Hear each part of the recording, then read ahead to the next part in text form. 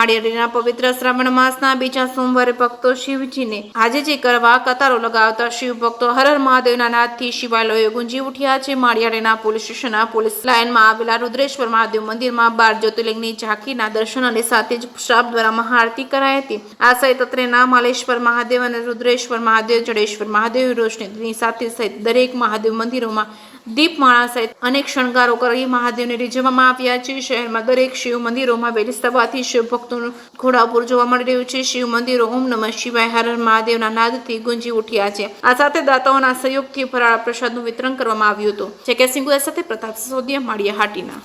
હર હર મહાદેવ। વિજય ગોસ્વામી, માળેશ્વર મહાદેવ મંદિરના પૂજારી।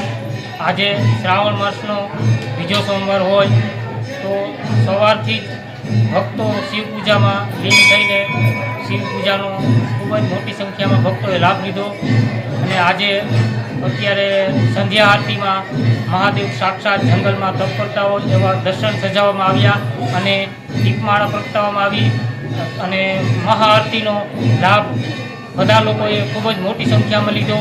બોલો હર હર મહાદેવ હર।